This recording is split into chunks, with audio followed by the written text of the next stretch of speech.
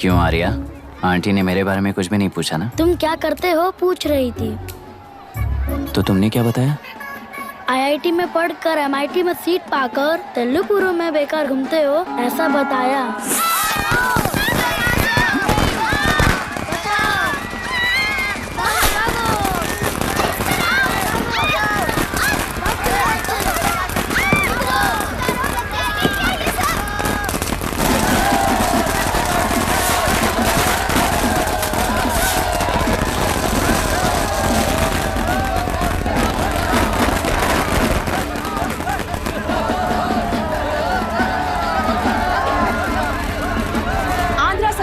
से अलग होकर आंध्र प्रजा पार्टी की स्थापना कर पहले चुनाव में ही जबरदस्त जीत हासिल करने वाली श्रीमती विशाखा वानी को देश के कोने कोने से प्रांतीय पार्टी का अभिनंदन मिल रहा है। टेलरी में हड़पे पैसों से कार्यकर्ताओं को वोटर्स को खरीद कर जीत हासिल की है।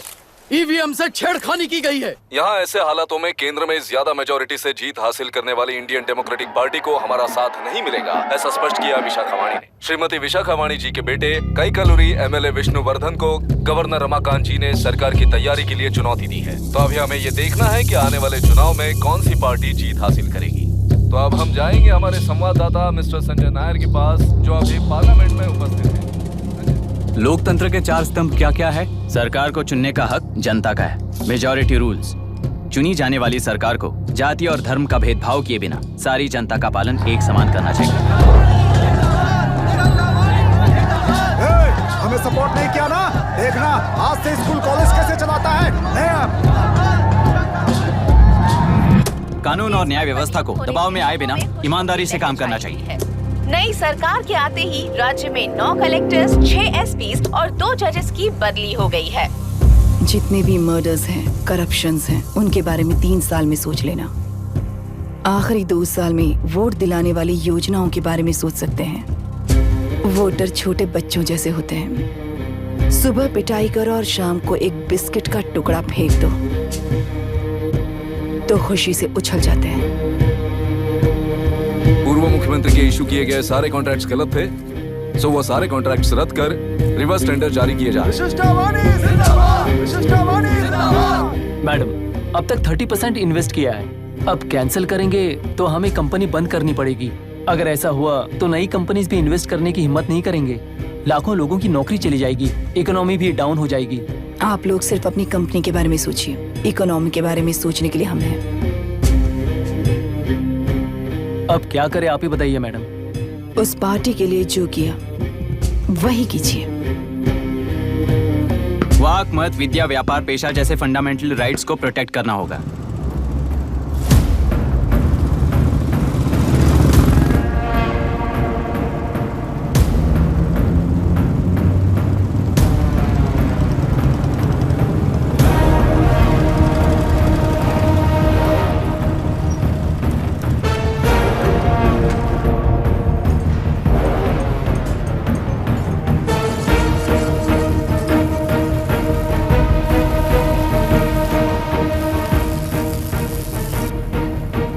गुना भाई आया है। अरे अंदर लेकर आना चाहिए था, कॉफी पी लेते। अगर हर जगह कॉफी पियेंगे तो पेट खराब हो जाएगा।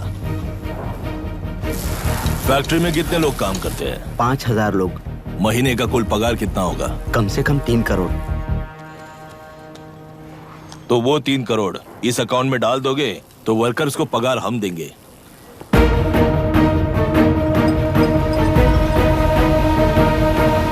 सरकार को लेने वाले हर जरूरी फैसले में जनता की राय लेनी चाहिए, जैसे प्लेबिसाइट्स। मर्डर भी करना हो तो सोच समझ कर करना होगा, तभी अपोजिशन डिफेंस में आ जाएगी। किसानों की इच्छा के मुताबिक एडुरु कोर्ट तक टेलरों के आक्रमण को रद्द करने का पिछली सरकार ने कोर्ट से ऑर्डर ले लिया है। सुप्रीम कोर्ट के आदेश का मान न रखते हुए मुड्रू कांटूर तक तेलुरु पर आक्रमण कर मछली का व्यापार कर सकते हैं, ऐसा राज्य सरकार ने विवादास्पद जियो जारी किया है। इस जियो की वजह से मत्स्यकार खुशी मना रहे हैं तो दूसरी ओर वहीं के आसपास के किसान विरोध कर रहे हैं। अब तक जो हमारे ऊपर हमले हुए हैं उससे हमारी जिंदगी बर्बाद हो चुकी है, हम चिल्ला कर कह रहे हैं, तो वापस नए अतिक्रमण की क्या बात कर रहे हैं? अगर वो इलेक्शन जीते हैं तो वो क्या सोच रहे हैं कि वो कुछ भी करेंगे? हाँ, इस जियो से बाधित किसान होने के नाते इस महीने के 16 तारीख को सारे जिले में बंद का ऐलान करता हूँ। देख रहा है इनकी हालत। गवर्नमेंट का बदलना यानी पुराने गुंडे अंदर जाकर नए गुंडों का बाहर आना है। ये गृह प्रवेश के दिन आकर नकली डॉक्यूमेंट्स दिखाकर जगह मेरी है बोल रहे हैं। क्या हम पागल लगते हैं क्या? इतने सारे एग्जाम्स को लिख चुका है, अब इंटरव्यू के लिए भी इतनी सारी बुक्स पढ़ना है। इंटरव्यू के लिए कोई सेपरेट सिलेबस नहीं होता, इसलिए इतनी बुक्स पढ़नी पड़ती हैं। अब समझाना तू क्यों मैं ऐसे टॉर्चर एग्जाम्स नहीं देता हूँ।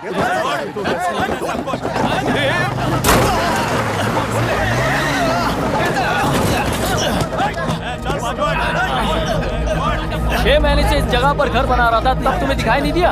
अबे तू बना रहा था ना, इसीलिए मैंने सोचा सीधे घर बनने के बाद हल्ला बोलने के लिए इंतजार करते हैं। एक ही जगह को 2 लोगों को बेचने के लिए वो कोई पागल नहीं है। मेरी जमीन पर घर बनाकर मुझसे जबान लड़ा रहा है तू। हमारी जिंदगी से वैसे भी खेती दूर कर चुके हो तुम। दिन रात मेहनत कर बनाए इस घर को भी तुम छीनना चाहते हो मुझसे। बर्बाद हो जाओगे तुम, बर्बाद हो जाओगे। ओरिजिनल डॉक्यूमेंट्स दिखाओ, जेरोक्स नहीं। ये देखो ओरिजिनल डॉक्यूमेंट्स। मेरा भी ओरिजिनल है। ओए, औरतों को बाहर निकालो। औरतों पर हाथ उठाए तो हाथ काट दूंगा। तेरे डॉक्यूमेंट सही है तो जाकर कोर्ट से ऑर्डर लेकर आ। कोर्ट में जाने की जरूरत तुम्हें है। जरा डॉक्यूमेंट दिखाइए तो। तू यहाँ पर कैसे? रिश्तेदार है क्या? कहीं का। तुम्हारे डॉक्यूमेंट में सर्वे नंबर दूसरा है। हाँ, वो जब मैंने खरीदा तब बदल गया। बदल गया तो कोर्ट में जाने की जरूरत तुम्हें है। एक लीगल प्रॉपर्टी में जबरदस्ती घुसने के जुर्म में अगर मैं तुम्हें मार भी दूं तो भी वो जुर्म नहीं है। भाई कहाँ से है पता लगाओ रे। तुम्हारा क्या है बुढ़िया? अब किसकी आरती उतारना चाहती हो? चल निकल बूढ़े।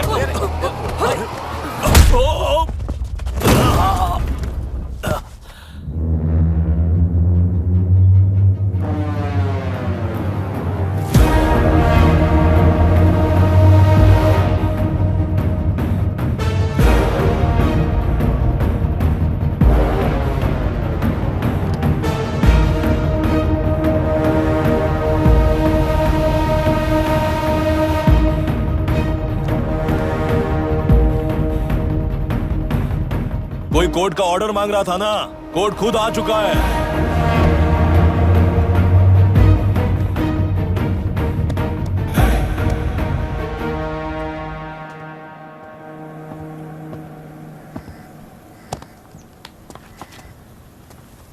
देखने में तो लगता है कि किताबी कीड़े हो। तुम जैसे कीड़े जब तक किताबों में रहते हैं तब तक ही सुरक्षित हैं। बाहर निकलकर बेकार की चीजों में टांग अड़ाएंगे तो हमारे पैरों के नीचे गिरकर कुचले जाते हैं। जाओ, अपने किताबों में जाकर छुप जाओ। बेकार में पैदा होकर बेकार में बढ़ रहा है तू। सही कहा। पैदा होते ही छुरी हाथ में लेकर बेकार में टांग अड़ाने वालों को मारते हुए बड़ा हुआ हूं। जान बड़ी नाजुक चीज है रे, उफ करते ही बुझ जाती है। हेडलाइट नीचे कर, नीचे कर हेडलाइट, नीचे कर बोला ना। कौन है रे तू? बता कौन है तू? हमारे बीच में कोई प्रॉब्लम है तो हम सॉल्व करेंगे ना। अपना हीरोइज्म जाकर अपने बाप के पास दिखा। एक प्लॉट पर 2 सर्वे नंबर्स, 2 प्लॉट जैसे बम्पर ऑफर देकर हमारी जिंदगी को मिट्टी में मिलाने वाले तुम्हारे बाप जैसे ऑफिसर्स ही हैं। जाकर अपना धर्म वहां दिखाओ, जाओ। जाओ ना। तू इन सब के बीच में क्यों फंसना चाहता है यार? भाई वो चाकू अंदर रखो, हम आपस में बात करते हैं ना। बात करने जैसा कुछ नहीं है रे। उस तेलरी के ऊपर कुछ बंद का ऐलान किया था ना, उसे पीछे ले, वरना तुझे मारकर तेरी ही बीवी के साथ तेरे ही घर में घर बसाऊंगा।